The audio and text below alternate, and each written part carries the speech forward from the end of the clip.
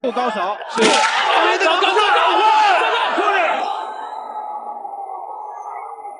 这是什么情况？拥有金钟罩铁布衫的武僧一龙竟然被打到东倒西歪，连站都站不稳。现场裁判怕出人命，赶紧终止对局。见到武僧一龙如此的狼狈，现场的女粉丝上台嚎啕大哭，伤心欲绝。然而就在武僧一龙被 KO 的第二天，太极拳传人大弟子韩飞龙霸气出山，要把武僧一龙丢掉的脸面争回来，要为中国武术证明他是太极拳大师王占军的关门大弟子。年仅15岁就斩获全国太极拳冠军，他4两拨千斤，以柔克刚，击败过无数前来中国踢馆的老外。不管你是世界冠军还是不败王者，在他这里通通撑不过一回合。他就是太极拳实战第一人韩飞龙。好，各位亲爱的观众朋友们，欢迎收看本场比赛，这一场非常精彩的中泰大战。没有错啊，中国的太极拳传人韩飞龙霸气出山。本场比赛的话是无论如何要为中国武术证明啊，要把武僧一龙的丢掉的脸面给他争回来。好，这场比赛他要迎战的对手呢，正是泰国顶级拳王，135磅的泰拳世界冠军沙玉郎。好，这个家伙的确是一个非常凶狠的角色。那么上一场比赛也是将我们少林寺的武僧，号称有着金钟罩铁布衫的武僧一龙一脚爆头，当场 KO。仅用时不到1回合的时间，那么当时的武僧一龙是摇摇晃晃啊，金钟罩铁布衫全部失效，站都站不稳。那么现场的女粉丝也是哭的是梨花带雨，很伤心。可以说武僧一龙呢，把我们中国武术和少林功夫的脸面彻底给丢光了。因为赛前武僧一龙的是大吹特吹，在媒体面前啊，吹嘘自己的金钟罩铁布衫呢，子弹都打不穿。那么结果上擂台之后，那么沙玉郎用了一个高扫腿，直接是打穿了他的铁头功。好，比赛开始了，我们仔细看一下，红方选手，穿着黑色短裤的便是我们中方选手太极拳大弟子韩飞龙。那么蓝方选手，这个穿着蓝色裤衩的便是来自于泰国的拳王沙玉郎，和拳王波球、亚桑克莱以及潇杀狂啊，他们4个并称为泰国拳坛的4大天王，的确是很霸气。双方比赛开始都是互相的试探啊，打的并不是特别的凶。沙玉郎呢，他是一个极具爆发力的一名选手，但是呢，他打拳，虽说爆发力强，但是也不莽。哦，漂亮！转身的边拳，再加一个劈挂腿，这是韩飞龙非常擅长的这个太极拳的招式。把实战结合的更好的一些，在我们的射击初期的时候，他刚来我们比赛的时候，他还会有一些很不太协调的传统武术的动作的，但现在已经进步非常明显。今天相对于韩飞龙来说啊，是一个不小的挑战。对方无论在实力以及名气上啊，要大过自己一截啊。不小的一个打怪。当然，如果今天挑战成功啊，可以啊，这个一举成名。是的，但是韩飞龙呢，现在由于传统武术这个热潮吧，韩飞龙也是比较火的，而且他确实打出了自己的风格、自己的战绩，所以在网络上推广的时候，韩飞龙的点击量还都是非常高的。双方刚才一个是后手，一个转身摆，都互有命中啊。那么韩飞龙呢，这个在赛前啊，是因为狼王沙叶狼没有降重成功，被扣掉了1分，那么还就是有1分的优势在手。其实我自从认识这个沙玉郎的时候，他就这么胖，所以我很佩服泰国选手对于拳的热爱，但是韩飞龙的这个腿法绝对是没有问题的，因为他的这个腿功呢，是他最擅长的一个点。那么在此之前的比赛当中呢，韩飞龙经常用自己的舍身踢或者说是扫堂腿啊，来进攻他的对手。但是这场比赛的话，韩飞龙并没有去用他这个扫堂腿，因为据说赛前的话，裁判来了，舍身踢，这是韩飞龙最擅长和拿手的一个招式。刚刚说到啊，韩飞龙就来了一招，好漂亮，连续中扫，但是力道上来看啊，还是差了点意思啊。韩飞龙并不是很擅长这种中扫腿，他比较擅长比如说侧踹啊、舍身踢以及扫堂腿。好，观众朋友，比赛第一回合结束，那您觉得双方选手打得怎么样？对方的沙玉郎呢，也是一改往常强势强悍的一个作战风格，那么对韩飞龙的太极拳明显是有所忌惮啊，因为我们都知道啊，太极拳非常擅长四两拨千斤和借力打力。那么对方也清楚啊，对方打得越狠，我们韩飞龙会还得越狠。所以说，双方选手在比赛的第一回合呢，也是简单的切磋啊，打得有来有回。实际上，观众朋友们，韩飞龙今天的表现已经非常的不错了啊！面对20岁出头的一个小将，面对一个拳坛世界霸王，能够这么的淡定啊，已经很厉害了。而且本场比赛，韩飞龙不仅仅代表的是自己，代表的是我们中国武术。所以说，他要把上一场比赛这个武僧一龙丢掉的这个脸面啊，给争回来。好，比赛第二回合，让我们一起来看一下双方选手的精彩表现，精彩的对局。第二回合，也为了培养这些自己属于自己的自的明星吧，也送到泰国去学习。对，经常是很努的互相换拳。好，那双方在比赛的第二回合终于是有了一波换拳，但是双方啊都没有讨到什么甜头。你要小心，尽量是要避免和这个鲨鱼狼去拼拳，因为对方的这个单质量的重拳啊，爆发力是非常的强。那么一旦打起来的话，韩飞龙这边绝对是要吃亏，一定要发挥自己的优势啊，自己腿法上的一个优势。比如说他刚刚第一回合最后连续4个扫踢是抓住了那个时间点，泰国这个速度也快，因为最后几秒不会发生什么，但是连续了4个扫踢。扫踢还是有效果，可以尝试再出一下。对，袭击，舍身踢哦，就是小腿挂到了鲨鱼狼。是的，在早期的哎呦，韩飞龙的这个战术很聪明啊，打完飞膝之后立马进行搂抱，也是不给对方任何一个能够进攻自己的机会。好，再一次。通过不断的搂抱来限制对方鲨鱼狼在拳法上的一个进攻和压力。好，我们看比赛第二回合已经过去了一半的时间，双方依旧是有来有回。但这样打下去的话，还别说啊，韩飞龙在点数上，感觉好像是要略高一些啊。所以说，还是在中国打响了名气。对。韩飞龙呢，在备战期间呢，一直是在都江堰。我们知道，现在1月份都江堰四川那边就是阴冷，飘着雪，但是韩飞龙每天坚持去跑步10公里，那种外面寒冰，然后里面透着汗水的感觉，真的不是一般人可以忍受的。好的，刚才韩飞龙一个前手摆拳的迎击，哎呦，双方换拳有效果。韩飞龙队一定要把这个前手撑出来，多去跟鲨鱼狼换拳。如果鲨鱼狼这次再不发力的，比赛的第二回合，韩飞龙也是一直在避免和鲨鱼狼去拼拳，因为和对方拼拳啊，的确绝对是不明智的啊。好，小心，好，这应该是一个滑倒啊，并不是击倒。好，我们看韩飞龙的应对明显是有一点点小吃力，但是问题不大，毕竟还是能够招架得住。好漂亮，再一次的搂抱化解对方进攻，这个拳伤啊也是非常之高。好，各位观众朋友们，比赛第二回合结束，让我们闲话少说，直接把比赛转接到第3回合。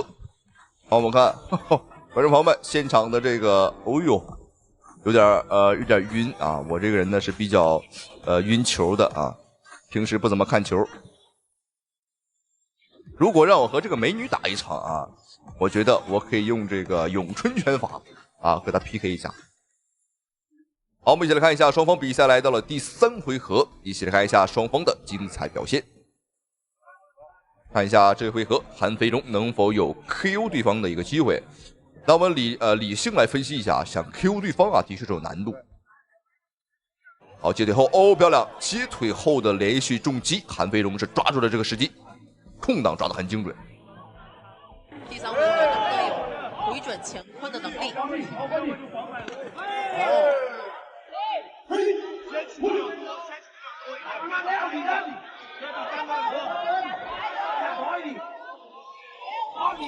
从这个角度看，臂展确实很长，接腿挑摔。虽然说这个街腿挑摔呢并不是加分项啊，但是呢，在气势上来说呢是非常有好的帮助。奥黑西，但是挨了对手一个迎击。不断前手刺拳试探。韩飞龙今天的前手控制的距离啊非常不错，这样让沙一郎几乎每一击是把整个身体扑上去的，为了以求重量嘛。所以打完一击之后，韩飞龙这个距离的控制往往会让沙一郎的很多动作落空。好，我们来聊一下武僧义龙上一场比赛为何会输给这个沙玉郎啊？上一场比赛输给沙玉郎，只能说武僧义龙的太过于自满，太过于自大啊，没有把对方放在眼里。因为当时的这个武僧义龙说呀，波球，我当时输给他，只能说波球的运气好啊，所以说武僧义龙就认为这个泰国的4大天王啊都不是他的对手啊，所以说并没有把沙玉郎放在眼里。所以说呢，太过于大意啊，所以说呢被 KO 了。说到底还是太狂了啊，非常的猖獗。那么很多人说武僧义龙是个假和尚啊，但观众朋友们啊，这个世界上只能说是真真假假，假假真真，没有什么是太绝对的啊。到底是真是假，您自己心里有个数就行了啊。好，我们看比赛第3回合还有1分钟的时间。这一拳好重。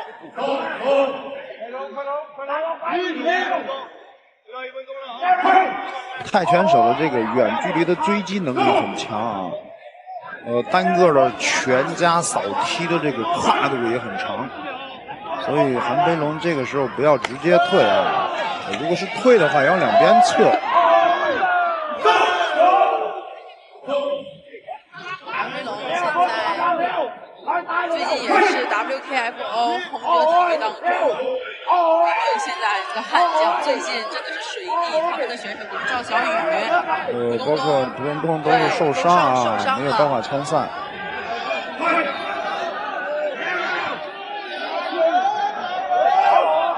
再次挑摔。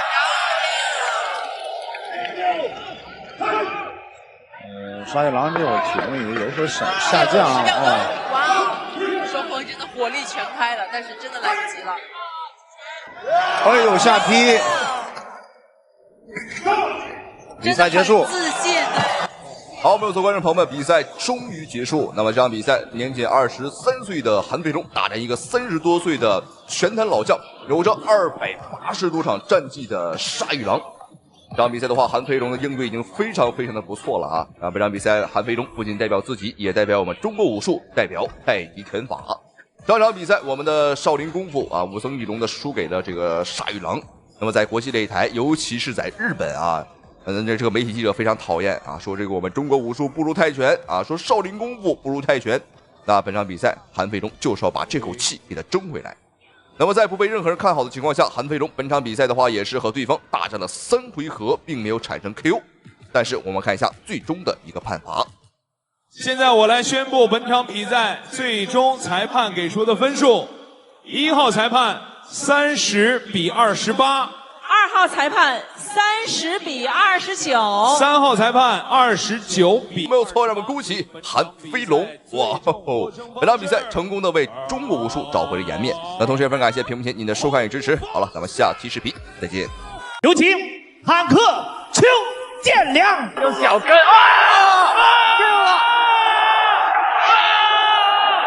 再看一次，转身，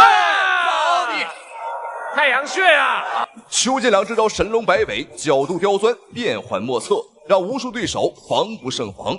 只要被踢到，轻则脑震荡，重则踢断脖颈。外国选手接连不断倒在这记腿法之下，成为邱建良的退下败将。然而，邱建良作为我国搏击界的领军人物，他也不负众望，凭借超高的拳商和过硬的实力，成功登顶世界羽量级第一。然而，邱建良的志向还远远不止于此，他最大的愿望就是击败泰拳天王波球。刚才有人喊出了我的愿望，现在我想跨级别跟波球来一场挑战赛。面对实力强悍的邱建良，泰拳王子波球并没有接下挑战，而为了回绝邱建良，竟然狮子大开口，竟然向中国赛事方索要高达1000万的出场费。要知道当时邱建良的出场费也不过50万而已。最终这一场比赛非常的遗憾，并没有谈成。然而邱建良并没有气馁，而是把目光转向了波球的师弟苏萨控，向他发起了挑战。试图激怒波球的怒火。有请苏萨控。好，观众朋友们，那现在正在出场的选手便是波球的师弟苏萨控。原本邱建良呢是打算挑战波球，但是没有想到这波球的架子啊实在是太大了啊，张口就是1000万。没办法，那我们只能是退而求其次，挑战了波球的师弟苏萨控。好，苏萨控的出场费很低啊，他只要了30多万啊，不是很多。观众朋友们，就算今天苏萨控啊是100万的出场费，我觉得也不多了啊，因为这个波球啊，那可是1000万呐。当然了，波球要价这么高啊，也是有原因的啊，无非就是为了回绝邱建良，让我们中方啊知难而退。好，比赛开始，注意看白色拳道红方选手邱建良，蓝方选手蓝色短裤便是泰国选手苏萨控。我们看，现在很多人都想挑战邱建良，以提高自己在国际上的排名啊。这场比赛呢，对我们来说呢，应该也有着很多的期待啊。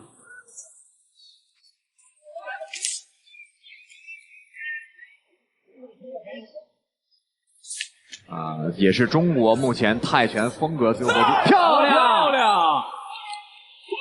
哇！大控站起来了。我们都知道邱建良很强，但是观众朋友们没有想到会这么强。比赛刚一开始就给这个苏萨控来了一个读秒。要知道对方可是波球的师弟呀，但是我们看邱建良依旧是步步紧逼，连续的进攻。再接顶膝，哇！我们看这个苏萨控已经是被打的只能抱头防守了，不敢反击，中近距离狠狠的挤压进去。现在是打白刃战啊，完全不给这苏萨控的任何逃跑的机会和退缩的空间。我觉得要在这样的对攻下，泰拳手是不太擅长的。如果没有连膝的情况下，完全的是遏制住了对手，这贴近距离，跳膝，漂亮！对方的后手拳也跟着打火拉踹。大佛控一下，平勾，要发力了，转身的边拳，转身边拳漂亮啊！这个真是行云流水啊！这个打法，教科书式的打法，很漂亮。看来邱建良也做好了应对任何选手的准备。对，苏萨控在前面的比赛中的表现也是非常不错的，战胜了不少中国选手啊。观众朋友们，现在邱建良给我的感觉就是啊，他在拿这个苏萨控在出气。因为这个波球没有接这个邱建良的挑战，那邱建良就拿这个苏萨控啊来开刀。要小心，一个神龙摆尾，但是没有打中。赛前我们也是隆重介绍了邱建良的神龙摆尾啊，真的是变幻多端啊，让人防不胜防。肩里钻进去的拳法，这属于扼住了对手的这个脉门的这样一个位置，是让你非常的难受。邱建良本人是这个泰拳出身的选手，对。他也是中国这个泰拳，中国式泰拳的这种前面的探索者。我们看他也找到了一套这个针对这个泰式泰拳的一套方式。对，邱建良在第一回合当中这个打法呢，可以让很多的这个选手在对阵泰国选手的时候拿来作为借鉴的方式。我们看直接进入近距离，然后用无限的拳法进行进攻。第一回合邱建良就拿到了一个8秒。对，刚才在第一回合当中的这个飞膝啊，特别的精彩。双方的比赛现在是来到了第2个回合，我们看一下邱建良的表现。很明显能看到这个苏萨控啊，在这一回合刚一开始便开始了猛攻，他很想扳回一城，但是这个比赛规则呢是不允许连续的用顶膝，所以说打中近距离的话，这个苏萨控很吃亏啊。邱建良争高低，顶膝，推开再顶，再顶，邱建良平勾，对方后直。邱建良出来了，挂踢啊，动作非常的舒展。这个我一直找不到这个技法的这个相应的形容词。对，我觉得挂踢、羚羊挂脚真的是这样的一个动作。后直，前刺后摆，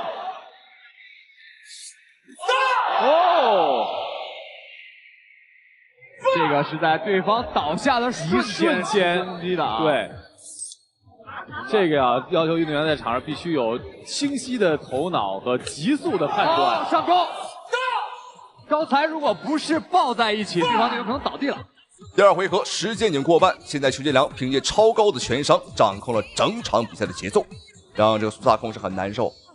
中间距离打不过，远距离呢更不用说了，他速度没有邱建良快，而且最重要的是啊，远距离呢很容易吃到邱建良的神龙摆尾。建良对攻，这也是选手的一种这个精神啊，对，也很提倡这样的一种精神。双手固颈是不允许的，搂抱也是不允许的。打佛挡上勾，漂亮。苏拉控的又中了2下。现场的观众朋友们是非常热情的，在为邱建良加油。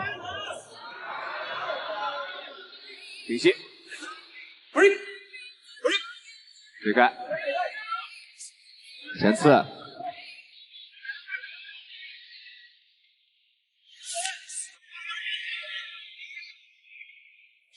又还一个，苏萨控完全就是东施效颦，学起了邱建良的神龙摆尾，结果没有想到啊，学成了蛤蟆跳水。邱建良这招神龙摆尾是经历过千锤百炼，一般人想学啊，短时间啊是绝不可能的。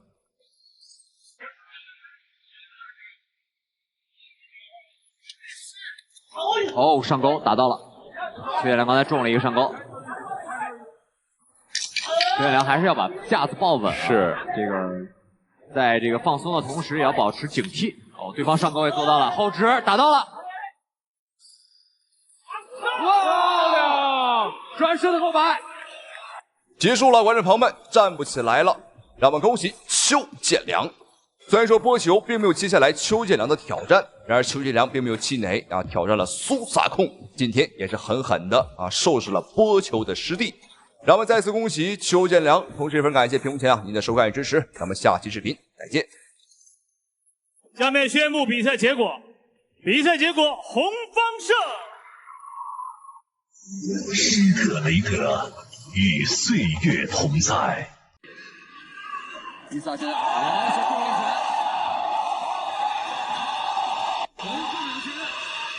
密练3年铁砂掌，只为一血前池 KO 劲敌。来自湖南的军人拳王周志鹏，曾在一次比赛中输给伊萨，蛰伏3年归来，湘西钻山豹对上波斯弯刀。这场比赛将会碰撞出怎样的火花？周志鹏能否复仇成功？话不多说了，一起进入比赛吧。第1回合开始，周志鹏和伊萨也算是老对手了，彼此都熟悉对方的作战习惯，所以刚开始都在试探着出拳。很好的一个点呢，就是在于认识到自己的不足。是，其实呢，这个周志鹏啊，他的整个的这个今天这个比赛状态啊，从前面这个短片我们就能看出来，这个信心满满，精气神很好。是。伊萨呢，很多观众朋友们都知道，外号波斯妖刀啊，大轮摆弧线的进攻，左右侧的摆拳和左右侧的扫踢是伊萨的代表，角度非常的诡异。对。刚才呢还说到了，今天是铁拳对弯刀，这2个这个说号正好还是2部啊好莱坞电影的名字，这个有兴趣回去还可以搜一搜看。没错，这也是巧合，给这个比赛增加一些看点。周志鹏是这个拜了湘西的神秘老师学习这个铁砂拳啊，据说这个拳是来自于这个中国传统武术峨眉的一派。对他认为对自己的这个搏击能力提高的是很大的。周志鹏本身是苗族人，而且呢，这个对阵的这个伊萨呀，他的这个自己呢也是有着自己的这个突出的特点。今天2位呢，这个不同风格、不同的特点，这种对抗呢，我们希望在比赛中能够碰撞出火花，不要像刚才似的2位都是比划不动啊。我们看双方还是比较谨慎的。我们场上裁判陈天老师已经警告2位了，你们要继续打。这次周志鹏是带了自己的儿子，我们看刚才在镜头里边已经出现了，是有点像当年这个克劳斯的感觉啊，也让自己的儿子见证自己在擂台上的表现。那这场比赛呢，伊萨的战术呢，可能还会是以以前这种比较诡异的6线的扫踢和摆拳为主。是，伊萨特别擅长的就是前手后扫腿和后手前扫腿这样的一个方式，就是对线的切。周志鹏前后手，周志鹏在刚才我们的这个万明洋 CEO 和这个勇士系列赛事总监郭山东先生说到呢，跟崔胡曼的这场比赛受到了比较大的关注。周志鹏也是在那场比赛中呢腿受伤了。啊，我们现在这个比赛已经开始了，我们可以提这个了，这个憋得相当难受啊。是，这个因为腿受伤了。对，因为这个比赛啊，这个对于运动员来说，他们这个身体的状况呢，这是要严格保密的。对，在得知这个消息的时候，我就不敢出酒店的门啊，为了保证自己不脱腿。那么周志鹏的拳法呢，是我们一直所看到的，表现得非常的犀利。是，而伊萨可是战胜过这个克劳斯，也在迪拜战胜过周志鹏啊，包括张德正啊、张恒宇等等，败给过伊萨。伊萨的力量很好。4年前的比赛，双方激战4局，今天呢，不知道是不是能够这个。在3局上回合之内，周志鹏一反常态，率先发起了猛烈的进攻。伊萨来不及出招，只好紧急躲避。一个换腿之间，周志鹏命中伊萨的裆部，伊萨也打在了周志鹏的大腿根处。比赛只好暂停，等待伊萨恢复状态。如果5分钟对伊萨来说不够，我相信够了。如果对5分钟对伊萨来说不够的话，裁判会根据两位选手之前的表现进行判定。我们看。陆家是换了，这个伊萨是踢到了这个周志鹏的这个大腿的位置。没错，伊萨现在进行休息。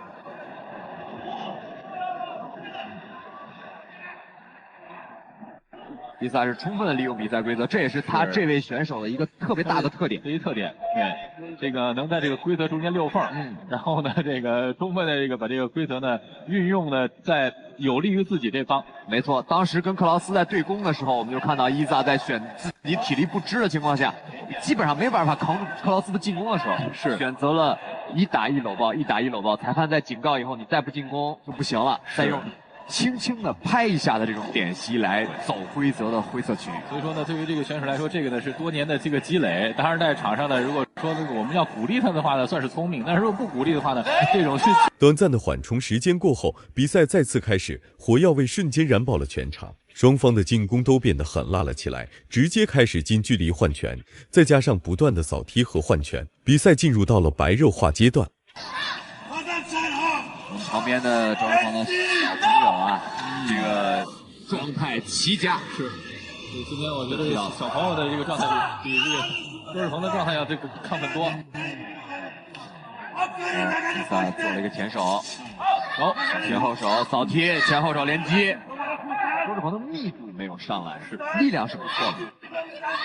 不知道今天他的这个战术是不是要这个求这个稳健的稳扎稳打的打法？跟伊萨打的话，的确稳扎稳打是一个比较好的战术，因为伊萨经常是不按套路出牌的一个选手。对，裁判挺高。这种打法呢，最起码我们可以保证这个先少露破绽，让对手抓到。这下有。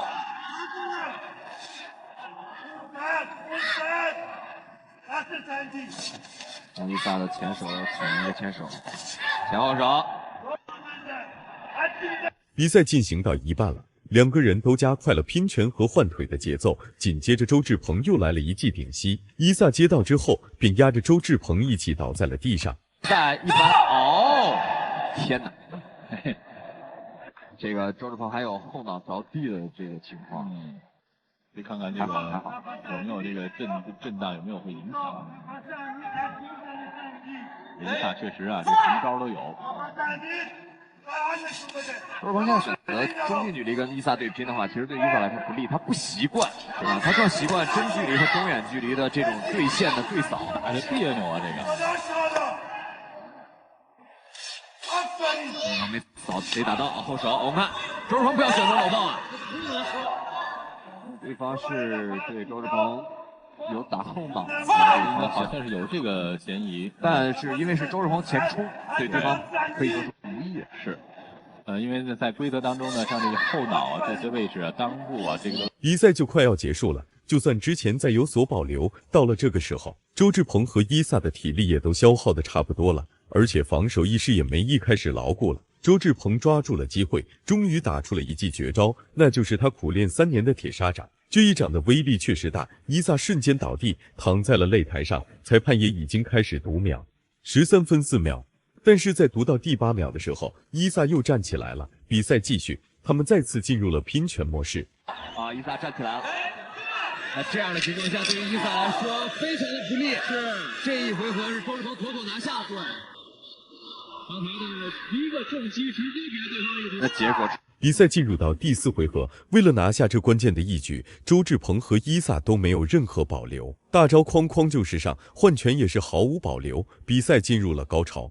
萨后防，两个人换了头，然后先出了一个右手。伊萨认为周志鹏打了对方自己的脑袋，然后周志鹏在前2回合已经跟你说过很多遍了，难道你没看到吗？这个比赛的这个对抗啊，我们感觉这个气氛两个人不一样啊。伊萨最擅长的是在自己的中距和中远区进行把距离拉开，扫踢，周志鹏这打不到，伊萨的右摆拳，平息。伊萨开始选择自己的这种步伐，把自己的距离不停的拉开。对，这样的话呢，周志鹏在这个进攻的时候很有可能会把自己的重心下去，然后就出现了空门。周志鹏刚才这个有压脸的嫌疑，而伊萨应该是滑倒了。伊萨确实打的是非常聪明。并没有打，我们看到了并没有打。对，但是伊萨不断在给裁判施压。场上的地面开始出现过多的湿滑的情况。一阵进攻之后，周志鹏发现了伊萨的防守弱点，将他逼到了围栏处，上去就是高频率的换拳招呼。伊萨最终招架不住，趴在了擂台上。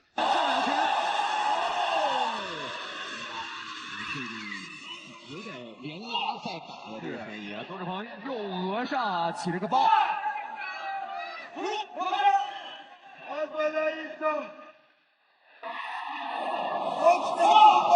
刚才应该是周志鹏前摔碰到了对方的膝上。对。打手上扫踢。前后的伊萨连续大摆拳，周志鹏只要抢到中线，伊萨大摆拳的实力就会削弱。对。裁判还是有警告啊，确实刚才这个伊萨有这个对周志鹏的后脑的有这个攻击的嫌疑。扫踢。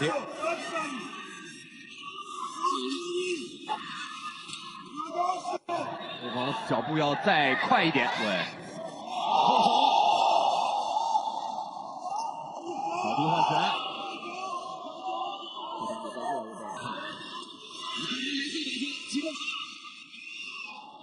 这个1回合3分钟的时间，看谁的吃鸡了。裁判是不是很难急啊？前后手。伊萨现在你看一下，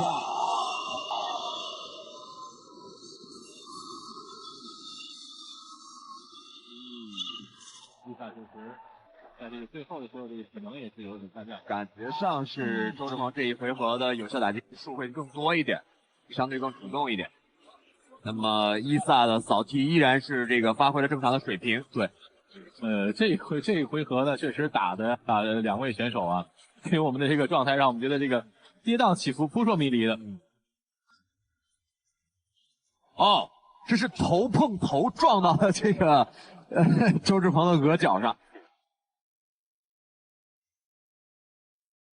我们看在慢放上可以看得比较清楚。对，周志鹏的有效打击数要多一点。所以在最后这一回合呢，伊萨确实在进攻上的这个是存在着一些问题的。伊萨在前1分钟的表现非常的出色，他把距离控制在周志鹏打不到他，他可以攻击周志鹏的这样的一个。后期的这个节奏好像被周志鹏给打乱了，就是撞了这一下额角。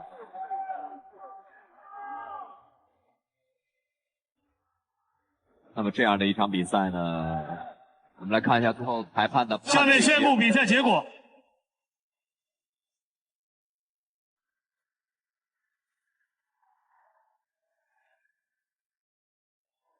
周志鹏对伊萨，加赛局判分如下：1号裁判员10比9，2号裁判员10比9。